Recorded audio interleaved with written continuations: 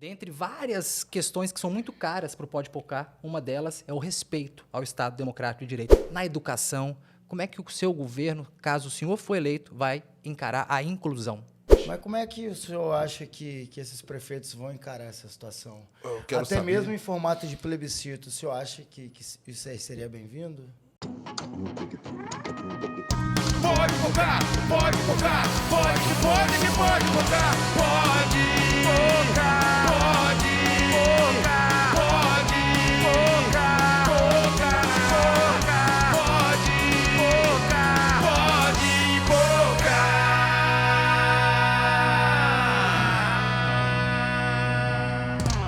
Fala aí, meu povo, dando continuidade à sabatina do Podpocar. Hoje a gente recebe mais um convidado, é o Podpocar nas eleições 2022. Eu sou o Arleson Schneider, aqui do meu lado, meu parceiro Felipe Chicarino. E aí, Chica, mais um, né, meu irmão? Rapaz, mais uma experiência, mais um candidato.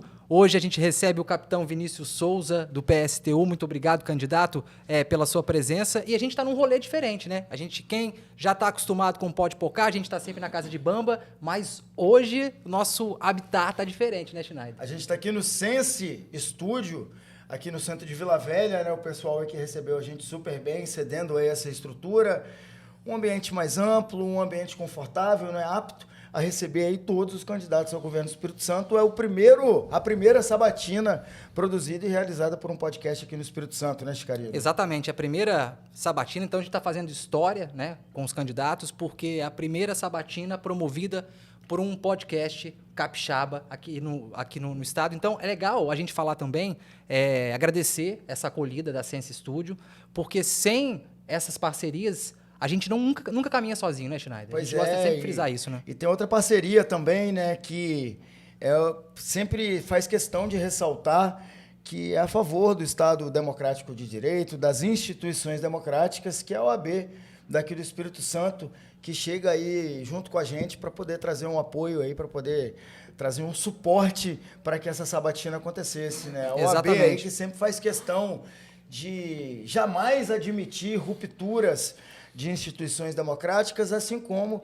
a imprensa livre. A gente, na condição aí de uma mídia mais alternativa, está tendo esse suporte da OAB, né, Chicarino? Exatamente, porque a defesa do Estado Democrático de Direito está na missão, na visão e nos valores da OAB. Valores e missão também que a gente comunga no Podpocar, porque dentre várias questões que são muito caras para o Podpocar, uma delas é o respeito ao Estado Democrático de Direito. Por isso, OAB, obrigado pela parceria. Vale lembrar que a OAB não apoia ou não é opositora nenhum dos candidatos que estão passando aqui pelo podcast, nenhum partido, e a OAB ainda deseja a todos que seja um debate respeitoso, viu, candidato, com prevalência aí de propostas que possam levar aí o Espírito Santo e o Brasil ao patamar que todos nós desejamos. Valeu, OAB, por acreditar e apoiar essa primeira sabatina feita por um podcast aqui no Espírito Santo, né, Chicarino? É isso mesmo. Então, lembrando a quem já está acompanhando a gente, são 40 minutos, na hora que nós encerrarmos aqui essa abertura formal, são 40 minutos que o candidato vai ser provocado em várias questões que são sensíveis ao Podpocar. Candidato, antes de fazer a primeira pergunta, queria agradecer muito a sua presença e dizer que você estando aqui ganha a sua candidatura, ganha o Podpocar, ganha quem nos acompanha e ganha principalmente a democracia. Solta o cronômetro e vamos que vamos. Vamos lá, a partir de agora, 40 minutos valendo. Candidato, a primeira pergunta que eu queria te provocar sobre segurança pública, no seu plano de governo, o senhor traz uma proposta que é curiosa, né, sobre a reformulação na estrutura das polícias, tanto civil quanto militar. No texto, o senhor diz que elas precisam ser refundadas. Eu disse ser uma proposta curiosa, pois ela parte de um oficial da Polícia Militar, que hoje ocupa o posto de candidato ao Palácio Anchieta. O senhor pode explicar, por gentileza, como é que vai funcionar essa reestruturação nas polícias, caso o senhor seja eleito governador? E já vou emendar outra. Seus pares concordam com essa reformulação? Mais uma vez, seja bem-vindo. Beleza, meu camarada Felipe, meu camarada Schneider, todos os trabalhadores que estão aqui viabilizando essa live, essa conversa. Especialmente, eu queria cumprimentar você, meu camarada trabalhador, minha camarada trabalhadora, que estão dando a oportunidade, né, de acompanhar essas propostas que serão apresentadas aqui, esse debate que será travado aqui, muito bacana e muito necessário, por uma democracia verdadeira, sabe, Felipe? e nós temos já uma democracia formal, mas a democracia burguesa cheia de limitações, que não entrou nos quartéis e que não subiu os morros, não chegou à periferia. A democracia de verdade mesmo. Essa que salta do livro de leis para a realidade. É essa que nós defendemos e até chegarmos lá será preciso uma ruptura, mas não a ruptura com a democracia. A ruptura com esses freios que nós temos, democráticos, freios que nós temos. A realidade democrática, e nós temos no Brasil e nós temos no mundo, e o capitalismo representa. Mas iniciando, respondendo à pergunta do camarada Felipe sobre a refundação das polícias. E se os camaradas, irmãos de farda, né, têm qual visão acerca disso? Perceba, no modelo que as polícias foram concebidas no Brasil, a função não é, longe disso, assegurar direitos ao policial. O policial trabalha, Felipe, por vezes, 70, 72 horas semanais, por exemplo, nas operações verão, que aqui no estado nós temos, dada a condição de militares. Então ele diz, bom, eu tenho família, eu preciso dedicar um tempo aos meus filhos, a esposa cobra, com razão, o companheiro, que também temos policiais militares femininas, né, e o companheiro cobra com razão, a família cobra, o corpo cobra. É necessário que se respeite os direitos desse trabalhador. Mas o sistema dirá, não, você não é um trabalhador, você é um herói, você é um guerreiro.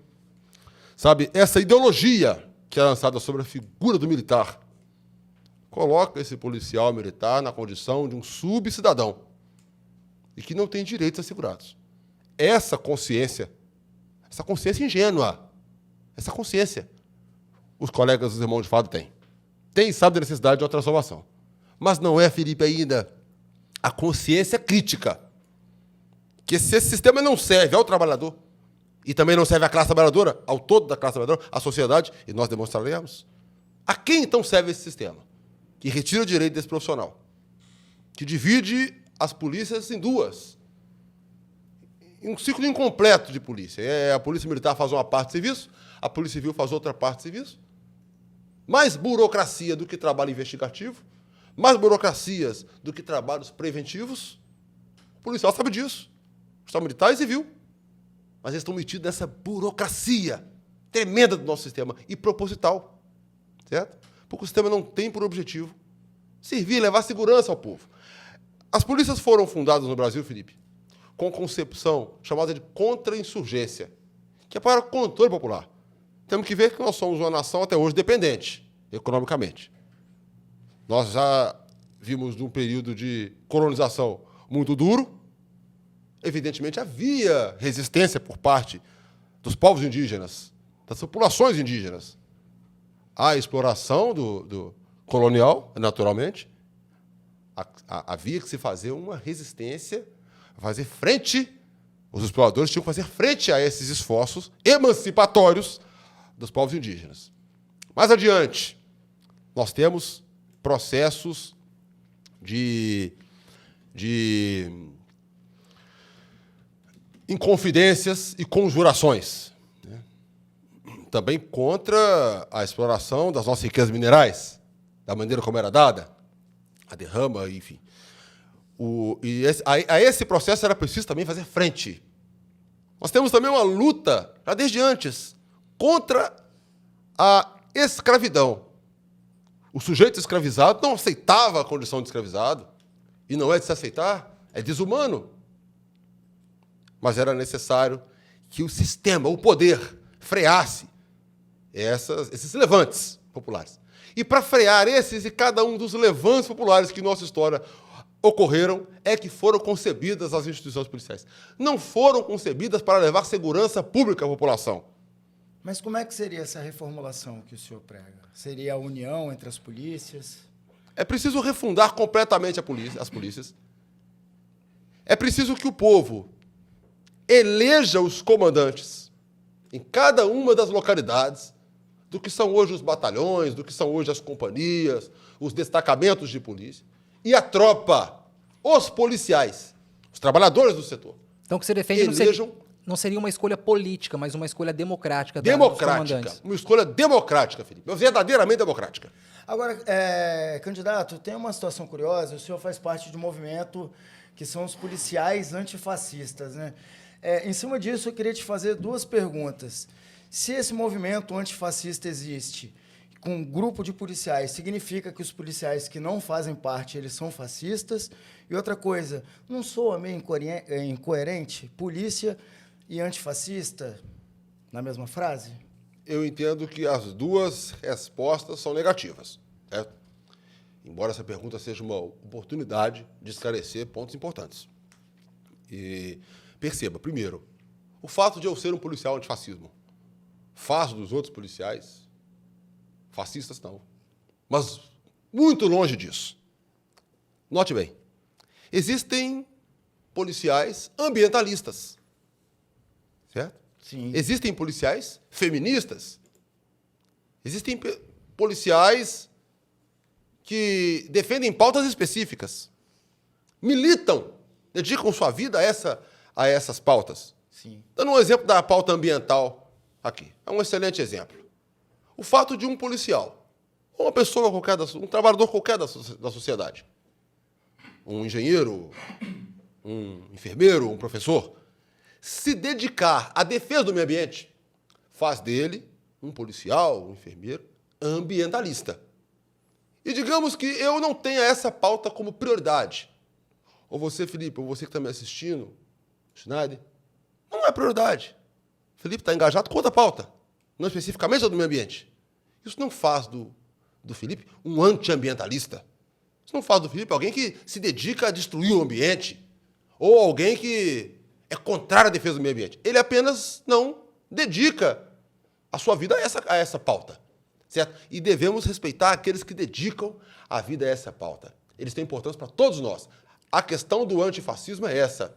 Nós dedicamos a nossa vida, o nosso esforço político, nossa militância, nossas forças, a derrota dessa tendência fascista. Chamamos de protofascismo. O que é isso? A presunção de que reduzindo direitos fundamentais, essa ideia, essa concepção, reduzindo direitos fundamentais é que você vai alcançar mais segurança. Ao contrário, nós sabemos que é ao contrário.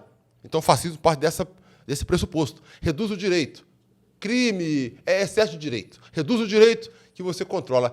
Isso daí é essa concepção, certo? É a concepção fascista. Nós refutamos essa concepção. Aqueles que não se dedicam a esse tema não necessariamente concordam com isso, certo? Esse é o primeiro ponto. E o segundo ponto que foi colocado, Ginásio? Se polícia e antifascista na mesma frase combina pelo histórico da instituição que a gente acompanha. Mas o histórico da instituição é muito diferente da postura da classe trabalhadora. O trabalhador não se confunde com a instituição. Não se confunde. Nós temos um Estado burguês. O Estado serve a uma classe. O Estado é um Estado de classe. E ele tem aparelhos repressivos, que são as polícias, as Forças Armadas, e aparelhos ideológicos. Portanto, o que o Estado espera e determina e ordena que um professor faça, um servidor do Estado faça, não necessariamente é aquilo que ele tem em mente. É possível ter um policial, um professor, qualquer servidor público, dentro da ordem, contra a ordem.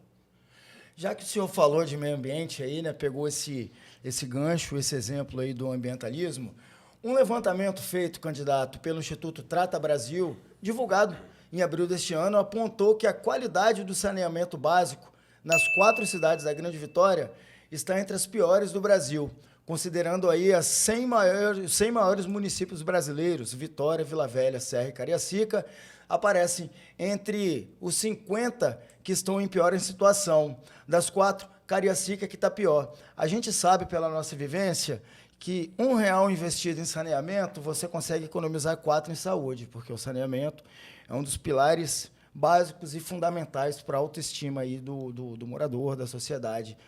O que o senhor pretende fazer para poder melhorar essa situação do saneamento básico aí, que realmente, sobretudo nas periferias aqui da Grande Vitória, é gritante? Pois é preciso universalizar o saneamento básico. Universalizar. Esse sistema que nós temos, ele não vai universalizar o saneamento. Ele não vai mesmo. Ele não tem esse objetivo. Não tem esse objetivo. Por isso é necessário um governo da classe trabalhadora. Por isso é necessário romper com esse tempo que nós temos. Certo? Na direção de uma democracia verdadeira. O saneamento é essencial à dignidade da pessoa. A dignidade da pessoa. Não é a saúde das águas, que já é relevante. É a saúde do sujeito, do ser humano, que está em jogo aí. Certo? Então, nós defendemos a universalização do saneamento básico. E de que maneira ele vai se dar?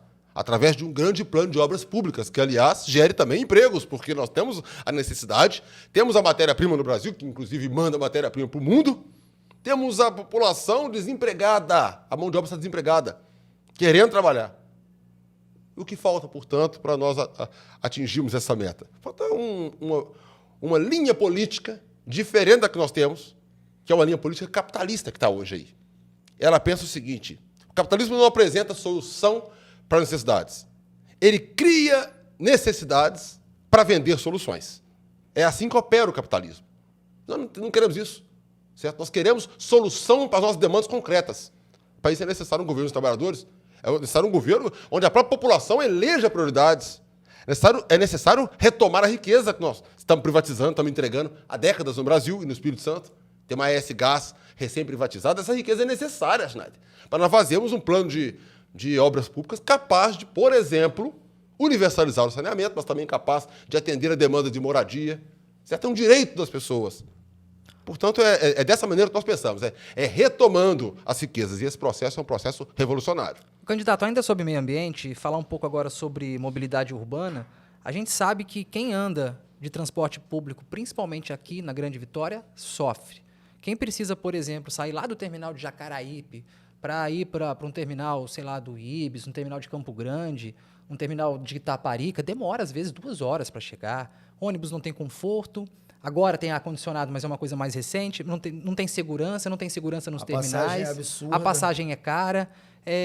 Se eleito for candidato, eleito governador do Espírito Santo, como é que o senhor consegue resolver essa treta no transporte público? Porque a gente sabe que a grande maioria da população capixaba que trabalha, ela depende do ônibus. Ou seja, ela já pega um trabalho onde ela tem que se desgastar. Aí fica 2 horas para ir, 2 para voltar. Como é que o senhor consegue resolver? Como é que o senhor pretende resolver essa treta caso seja eleito? O transporte precisa ser público. Hoje o transporte público está só no nome. O transporte que nós temos é privado. Ele está entregue a concessionárias privadas. E o que o particular quer? Ele tem compromisso com o lucro, não com a qualidade do serviço. Por que motivo um particular, um concessionário de uma empresa dessa, monopolista, certo? De cartéis, na verdade, são máfias dos transportes. Que motivo vai levar ele a aumentar o número de linhas, a adquirir ônibus e aumentar a frota? Não tem motivo nenhum para isso. Ele não tem motivo para isso. A classe trabalhadora tem os seus motivos. Portanto, é preciso encerrar com o modelo de concessões. Encerrar com o modelo de concessões. Caminhando na direção, primeiramente, da reestruturação do transporte, que vai demandar mais linha, vai demandar mais uma frota maior. Evidentemente, contratação de mais profissionais motoristas e etc., para a oferta desse serviço. Certo? Agora, o capitalista que está à frente das concessões, ali por uma amizade com o sistema político, uma amizade com o governador de plantão, uma amizade com o parlamentar de plantão, o deputado, certo? Esse está ligado aos grandes grupos econômicos que são donos do nosso sistema político. Eles são donos do palácio. Eles é que representam os palácios e os gabinetes da Assembleia para os eleitos. Esse grupo tem que sair da política, é o chamado ES em ação. É o nome aqui da coesão burguesa, né? Da elite burguesa aqui no Espírito Santo. Tem que sair da frente, certo? Porque o modelo de transporte tem que ser público. Modelo de transporte público, sem concessionárias. Perceba uma coisa. Eu, quando me formei soldado de polícia, eu ingressei como soldado da polícia. Hoje sou capitão de polícia. Quando eu ingressei soldado, ingressei em 2008. E eu me formei e fui inicialmente lotado, né? Fui designado para... Eu morava em Vila Velha. Fui designado para trabalhar no município de Serra, lá na ponta. Jacaraípe, era a companhia. Jacaraípe e Felrosa era o nosso setor de policiamento. Eu trabalhava de segunda a sexta-feira, inicialmente, com escala especial, que nós chamamos, no sábado. É uma extensão para aumentar a remuneração do policial. Então, de segunda a sábado, eu trabalhava. E eu usava o transporte, não tinha condições. Se eu fosse fazer o trajeto de Vila Velha até Jacaraípe e de volta todo dia, o meu salário ficava no posto de gasolina, né? Então, eu ia de transporte público. Eu digo uma coisa, Felipe.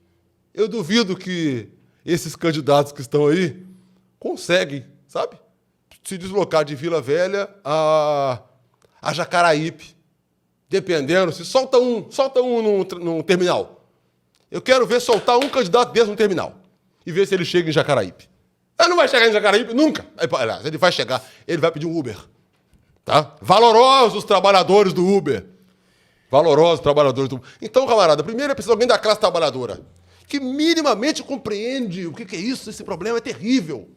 O transporte público é terrível. Ele nas mãos da iniciativa privada, não com concorrência, é pré-capitalista, é monopólio, sabe? Máfia do transporte, ele não vai avançar nunca. Mas há riquezas para isso. Já tem que parar de ser privatizadas e tem que ser investida nas pautas da população, através do plebiscito. O povo escolhendo.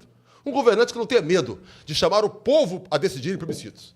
E qualquer que seja a decisão do povo, ele faça seguir aquela decisão ali. Agora, candidato, fala um pouco de contas públicas. 2023 vai ser um ano de desafios para quem foi eleito ao Palácio Anchieta, porque vai ter que compensar aí o impacto da redução do ICMS, né, que está quase em 17%. Se, por um lado, né, os consumidores eles estão comemorando aí a queda de alguns produtos e serviços, né, como a gasolina, por exemplo, que baixou por conta dessa readequação do ICMS. Por outro lado, a arrecadação estadual ela despencou mais de R$1 bilhão em 2022. Como é que fazer para poder equilibrar isso aí, candidato? Interessante. O nosso modelo tributário, o nosso modelo de impostos é terrível. Vamos abordar isso no decorrer dessa resposta. Mas, vamos lá, o Espírito Santo, no ano passado, reservou quase 1/3, 6 bilhões, esse é o dado.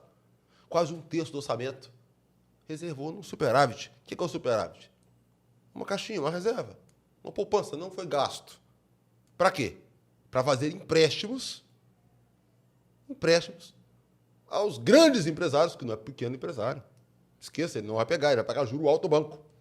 Mas os grandes empresários que não pagam juros e que não pagam impostos e que são isentos de tudo e têm acesso ao crédito barato com o superado da nossa riqueza, que não é gasta com os serviços essenciais. E o povo, e gente morando na rua. E a fome avançando. E um quadro da população abaixo da linha da pobreza no Espírito Santo. E um superávit de 6 bilhões. E para quem não tem noção do que é 6 bilhões, nós estamos falando de quase 1/3 do orçamento do Estado. Agora, perceba uma coisa. O nosso modelo tributário é um problema. Como é que você sustenta um modelo tributário? Os grandes empresários não pagam impostos e o pequeno empresário e o trabalhador pagam sobre o consumo, que é o ICMS. Ou seja, a gente paga sobre o consumo. Um país com tanta riqueza, ele privatiza as riquezas. Veja o exemplo da Vale do Rio Doce, que está fundada na história do Espírito Santo e das Minas Gerais. A Vale do Rio Doce lucrou ano passado, ao passo que o Estado arrecadou aí coisa de 23 bilhões.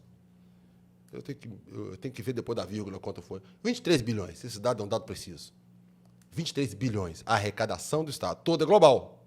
O que sobrou no caixa, 6 bilhões. Sabe quanto é que a Vale do Rio Doce lucrou? 121 bilhões. 121 bilhões! Quanto tempo o Espírito Santo leva para arrecadar isso? Massacrando o trabalhador. Massacrando o pequeno empresário. Quanto tempo ele leva? 121 bi. É mais do que a arrecadação do Espírito Santo e de Minas Gerais juntas. Uma empresa construída com o esforço público, com o dinheiro público e que lucra até hoje com a riqueza mineral extraída, sobretudo das Minas Gerais, e processada aqui no Espírito Santo, para ir embora para o mundo, sem largar nada. A mineradora não paga imposto, ela não paga ICMS, a Lei Candir isentou. Como pode um sistema desse fluir e dar certo? Então, primeiro, a solução não está... O problema é o ICMS, o Estado é um Estado magnata, para quem não deveria ser. É pobre para as pessoas mais pobres. Aí não tem recurso. Mas esse Estado tem uma tremenda estrutura financeira à disposição dos grandes empresários, que chegam para se instalar aqui, não pagam imposto, incentivo fiscal. E não gera emprego, não. Ah, mas isso gera emprego. Não gera emprego. Ah, mas gera arrecadação tributária. Não pagam imposto. Eles vêm para pegar nossa riqueza, certo? E mandar para o mundo. Não para industrializá-la aqui, a mandá-la como matéria-prima. Eles chamam de commodity, é um nome bonito, né? Para dizer que eles vêm aqui cavar o buraco, arrancar a riqueza, embarcar da maneira mais simples possível e mandar ir. Até mesmo o porto foi privatizado. A Codesa foi vendida por um valor menor do que a ciclovia da Terceira Ponte. Aí como é que fica? Que estado é esse? Isso tem que ser refeito, totalmente refeito. E vai ser chamando o povo que nós vamos refazer. Com ou sem Assembleia, com o povo nas ruas. A democracia, para mim, é isso. Certo? Nós vamos respeitar a Assembleia. Plenamente. Respeitar a Assembleia, Felipe. Mas de que maneira? Respeitar. Não subserviência. O respeito maior é a população. Portanto, a democracia, para mim, é isso. Você coloca, essa pauta será apresentada à Assembleia e marca a hora e dia. No dia 25 de janeiro, 14h. E chama as massas, convoca as massas, convoca a população, convoca a classe trabalhadora a estar lá em frente à Assembleia, nessa data marcada. Apresenta lá o projeto. Se tem maioria, se tem... Não existe isso, certo? Não existe maioria ou minoria na Assembleia. Apresenta o projeto e informa o povo. Porque eles têm que prestar contas ao povo. E o governador também tem que prestar contas ao povo. Portanto, informa a hora e a data. E com o povo a Assembleia se entende. Sabe? Dessa maneira, com o povo na política, participando da política, a nossa democracia no Brasil é uma democracia diferente. É democracia, mas tem medo do povo. Como assim? Certo? Democracia é confiança no povo. Vamos Candidato. lá, então, falar de educação, né? Falar de educação, candidato, como eu falei para você, existem temas aqui no Pode Pocar que são sensíveis para a gente. Um deles é a inclusão. São mais de 133 mil pessoas com deficiência aqui no Espírito Santo, segundo dados do IBGE de 2010. Então, com certeza, esses dados hoje já estão desatualizados. Em cima dessa reflexão, quero perguntar para o senhor o seguinte: o seu plano de governo prevê essa preocupação com a inclusão, né? A inclusão dessas pessoas no mercado de trabalho, na educação? Como é que o seu governo, caso o senhor for eleito, vai encarar a inclusão? Sem sombra de dúvidas. Nosso programa é um programa socialista. O capitalismo é que vê no sujeito, vê no indivíduo, vê no trabalhador, no fio da classe trabalhadora. Vê ali um escravo. O capitalismo opera assim, certo? E aí ele faz a exclusão. Ele cria o preconceito. Através do desemprego, ele cria mesmo uma disputa entre os trabalhadores. Uma disputa entre os trabalhadores. Fomenta e incentiva o desespero nas pessoas, o preconceito nas pessoas, para desagregar a classe trabalhadora. O tema da inclusão, para mim, é um tema precioso. Nós precisamos de escolas em tempo integral e completamente adequadas às demandas da classe trabalhadora, dos filhos da classe trabalhadora. Prontas para a inclusão. Isso é uma possibilidade, só não é uma prioridade hoje. Só não é uma prioridade. Essas soluções são todas conhecidas e não são postas em prática, certo? Portanto, o modelo de escola em tempo integral é essencial. Para todas as escolas? Sim, isso não Como é pode que ia ser- pagar isso, candidato? isso- Porque daí você tem que aumentar a contratação de professores, Exatamente. mão de obra, Exatamente. alimentação, Geração o de gasto, emprego. geração de emprego. Aí o Isso. gasto público é maior. E como compensar esse gasto público maior? Ótimo, porque a educação integral, a escola integral, o tempo integral, não pode ser, Felipe, uma escola modelo. Não. Tem que ser um novo modelo de escola. Modelo de escola, um padrão. Uma prioridade. Isso é a política de segurança pública. É preciso retomar as riquezas do povo. E elas são muitas. Um processo revolucionário. E é viabilizar o atendimento de cada uma das demandas da classe trabalhadora. É preciso, por exemplo, nosso programa apresenta a possibilidade para o povo decidir, em plebiscitos, tudo democrático, tá? Aqui nós vamos fazer propostas. É possível, por exemplo, reduzir o número de municípios do Espírito Santo de 78 para 10. As estruturas burocráticas, as câmaras municipais, que Como é que replicam... é, candidato, a diminuir o número de municípios do Estado? Exatamente. Mas como é que o senhor acha que esses prefeitos vão encarar essa situação? Eu quero Até saber- mesmo em formato de plebiscito, o senhor acha que isso aí seria bem-vindo? Eu quero saber como é que a população vai encarar, Schneider. Explicando à população para que ela decida. Isso não é canetada de ninguém, não. Sim. É um diálogo com a população, até porque a Constituição da República assegura a fusão de municípios por plebiscito. Portanto, é o que nós faremos. E 10 é o número que nós propomos com base nos dados técnicos, porque são 10 as regiões do Espírito Santo, uma divisão que leva em conta fatores sociais e econômicos. Portanto, essa é a divisão técnica do Estado. Seriam 10 municípios, seguindo uma lógica social e econômica que deveria servir de base para o município. Né? Mas os municípios hoje se estabelecem por outro critério. Estabelecem por critérios meramente de política local. Para ter o compadrio. É para isso que existem esses municípios todos. E aí uma Câmara Municipal copia a lei da Câmara vizinha, por vezes a lei sai até com o nome do município vizinho, certo? E 10 secretarias, pô, nós estamos falando do Estado com 78 municípios. 10 secretarias, muito mais do que 10. Estamos falando de mais de 700 secretarias municipais. Quantos vereadores dá isso? Como é que o Estado avança? Como que o Estado avança? Agora, o povo decide. Qual a prioridade dele? A escola em tempo integral? Ou a Câmara Municipal? Entende? É possível, tem o recurso e ele não está sendo destinado no local adequado. E olha que o Brasil dispõe de muito recurso, sim, privatizando as empresas, entrega recursos. O Brasil tem uma dívida que deveria ser auditada, não foi feita a auditoria da dívida pública. Certo? Dilma Rousseff se recusou a fazer a auditoria da dívida pública no Brasil. E uma auditoria provaria que essa dívida está quitada desde 2012, segundo Maria Lúcia Fatorelli, que é auditora fiscal. Ou seja, são técnicos da auditoria fiscal, da auditoria cidadã da dívida. Vários. Ela apenas preside, né, o movimento. Nos dizendo, está quitada a dívida. Nós estamos pagando. Metade da riqueza do Brasil, metade vai para pagamento de dívida. Então, a dívida que não existe, está quitada. É o rentismo, os banqueiros estão mamando, estão sugando cada centavo. E esse governo brabo que está aí, esse presidente, certo? É um entreguista completo das nossas riquezas. Um entreguista das nossas riquezas. Então, eu estou dizendo o seguinte, primeiramente é preciso encerrar com esse modelo que nós temos, da metade do orçamento, a metade.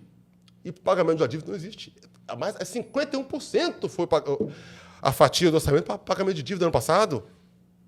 Certo? Assim não prospera. Tem na lei lei de responsabilidade fiscal. Não tem nada de responsável aí. É um nome bonito. Para a contra-reforma que foi feita.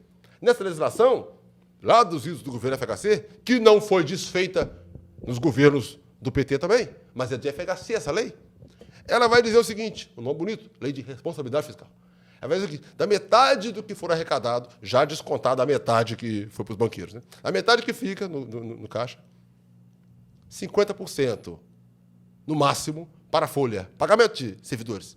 E a outra metade para mobiliário e contratações. Ou seja, é um jeito de entregar o dinheiro que deveria estar pagando professores, estar construindo escolas, entregar nas mãos de empresários capitalistas locais, para eles ganharem, certo? Com a metade da metade que fica. 25% de tudo que é arrecadado vai direto para essas licitações totalmente suspeitas, para concessões, terceirizações, o modelo de OS da saúde. E nós não temos uma saúde de qualidade. Mas o Estado gasta uma fortuna entregando a unidade de saúde para uma OS, que é uma empresa privada.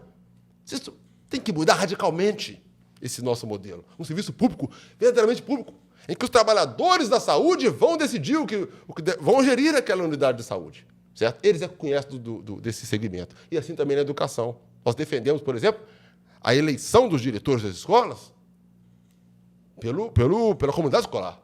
Isso tem que estar na Constituição. Porque é moda dentro de um governo é assim, sai o governo, entra outro é diferente. Nós temos que estar com a Constituição do Estado. Certo? Isso é democracia para nós. Candidato, vamos avançar aqui, mudar de tema. A gente está entrando aqui nos 10 minutos finais da nossa sabatina. O trabalhador, né, como a gente pode perceber, é algo muito valioso para você, para o seu partido. E o Pode Pocar também prioriza muito os trabalhadores. E a gente quer saber o seguinte, aqui no Espírito Santo, mais de 40 mil pessoas se declaram gays, lésbicas, bissexuais, transexuais, travestis.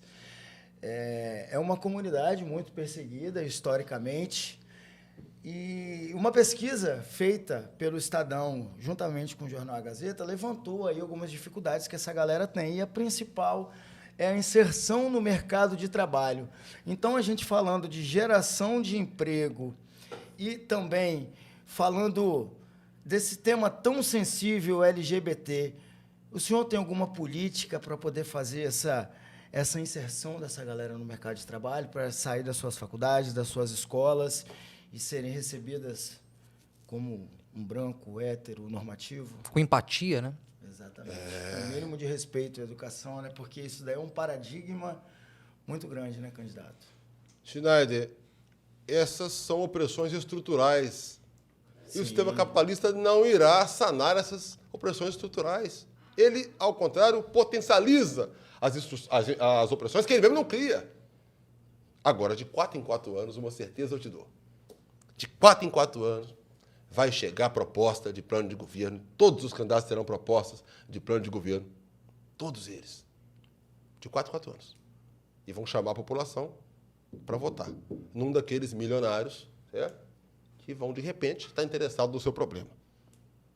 Eleito, acabou a preocupação dele. E do que não é eleito também. É de 4 em 4 anos. Essas demandas, elas se resolvem, concretamente falando, rompendo com o sistema capitalista, porque, note uma coisa, a burguesia não tem o menor interesse em atender essa demanda. Não tem interesse em atender essa demanda. O Partido Democrata nos Estados Unidos demonstra, nos seus programas, uma tremenda simpatia com as políticas identitárias. Muito bonito no papel. E promovem a guerra na Líbia. Sabe, não. Um presidente negro dos Estados Unidos, que orgulho. Foi ele quem fez a... Joe Biden, que está aí, era o vice-presidente. Eu me lembro da guerra na Líbia. Certo? Então, que respeito esse povo tem pela população negra? Nenhum respeito, nenhum. Mas colocou agora uma vice negra. Porque respeita a mulher e o negro. Não respeita, não respeita. É um feminismo e um antirracismo de mercado. Um feminismo e um antirracismo de base liberal. Capitalistas, imperialistas. Agora, a nossa política é para a emancipação da classe trabalhadora, porque um travesti tem uma expectativa de vida pouco acima de 30 anos. Sim. Eu estou falando aqui de mortes violentas. O Brasil é o país que mais mata pessoas trans no mundo. Essa é a demanda concreta dessa população.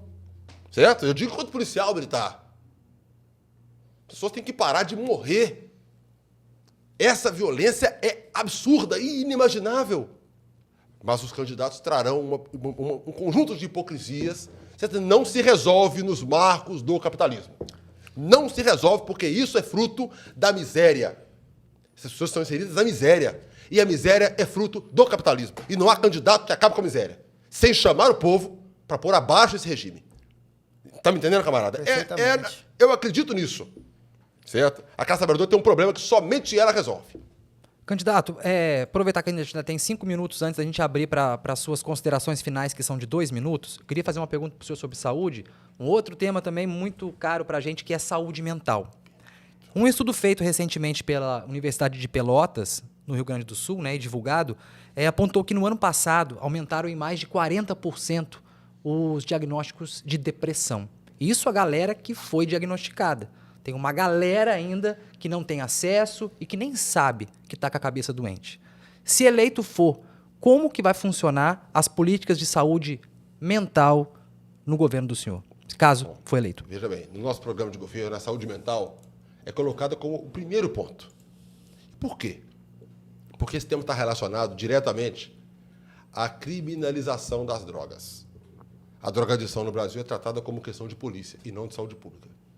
Por isso, por estar interligado com a questão da segurança, foi tratado como o primeiro ponto da área de saúde, que tem vários aspectos prioritários. A saúde mental é um deles.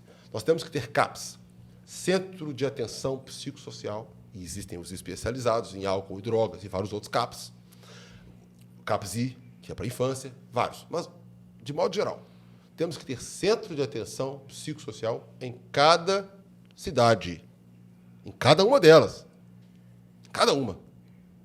Como que a cidade vai dar conta disso? É o que nós falamos aqui antes.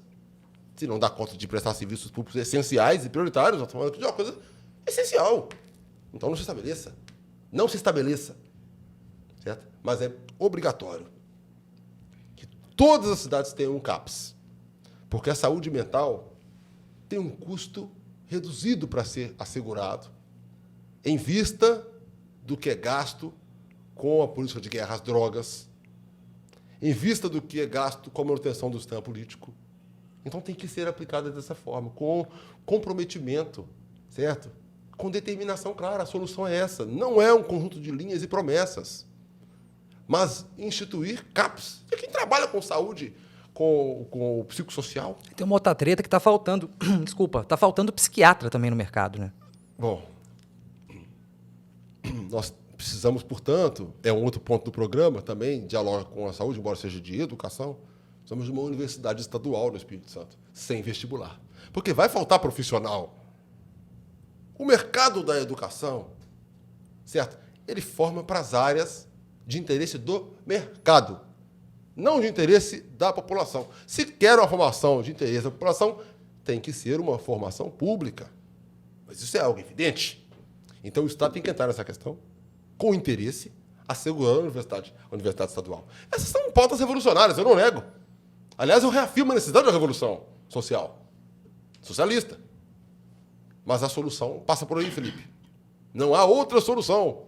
Sem o profissional que dê esse atendimento psicossocial, isso jamais vai ser uma proposta de um candidato que vai resolver. A nossa proposta, repito, CAPS em todas as cidades. Mas nós tivemos, no último governo e no penúltimo, aqui do Estado do Espírito Santo, um corte na verba destinada à assistência social. E da grande vitória, nós temos municípios que não têm CAPS funcionando adequadamente. Candidato, a gente está chegando aqui ao fim da nossa sabatina. Passou rápido, né? Passou rápido. Passa rápido. O minuto está passando rapidinho. O senhor, a partir de agora, tem 2 minutos para fazer as suas considerações finais, aqui 2 minutos e 15 segundos, mais ou menos, aí. A partir de agora, o microfone é seu, pode meter bronca, meu irmão. Beleza, camaradas. Oportunidade fantástica, tá? Eu agradeço muitíssimo. Por vezes eu me envolvo com a pergunta, né? E dali respondo e parto para um outro tema. É porque os temas dialogam. Não é possível falar de educação integral sem falar de alimentação.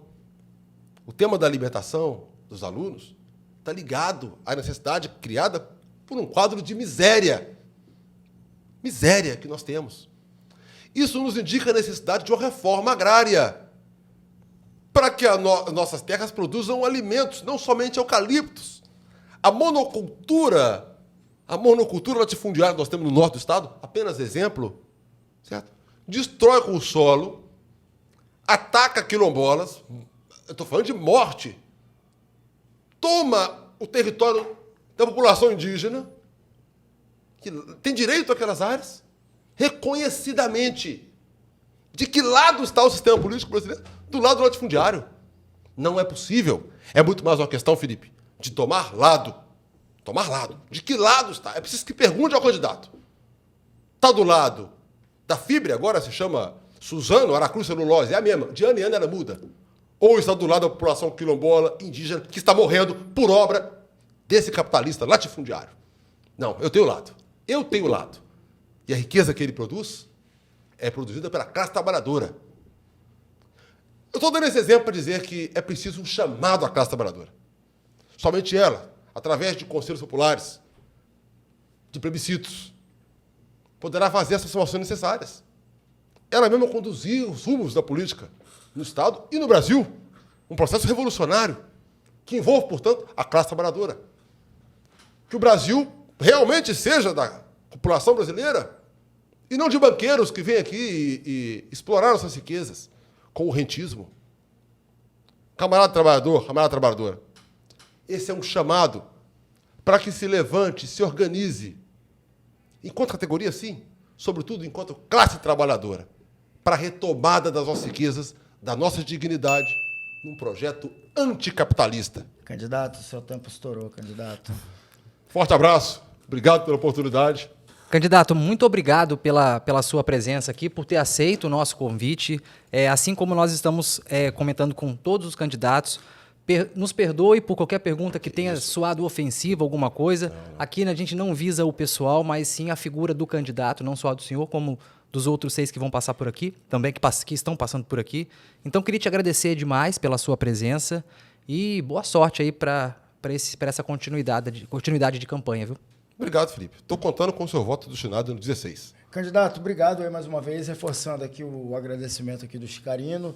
A gente está aqui para poder reforçar, né, a democracia. A gente, enquanto comunicadores, né, Chicarino, a gente tem essa missão aí de dentro do que está na nossa possibilidade, tentar elucidar um pouco das propostas de cada candidato nesses nossos temas aí mais sensíveis, né, Chicarinho? E assim como você abriu no episódio falando, né, que a OAB ela não se compromete nem com A, nem com B, não apoia, nem é contra ninguém, a gente também. Por isso que a gente quis convidar todos. E eu estou feliz porque cada candidato ele traz uma leitura diferente. Então, acaba ganhando, como eu disse no começo, quem está acompanhando a gente e também os candidatos. Principalmente a democracia. Exatamente. Obrigado mais uma vez, obrigado ao Estúdio Sense, ao Grilo, ao Primo, Diego Simão, Mário Cotes, Sincrofilmes, a Naine, nossa produtora. Obrigado mais uma vez, capitão. E é isso aí. Amanhã tem mais, né? Tem mais. Um episódio aí por dia. Espero aí que vocês estejam gostando dessa série, um pouco diferente. A gente sai de lá da Casa de Bamba para poder vir aqui para Vila Velha. E a gente espera aí que vocês estejam gostando do conteúdo. Se inscreva no canal, ative o sininho, fique ligado aí nas nossas redes sociais, que amanhã tem mais. Tamo junto. Valeu! Pocô!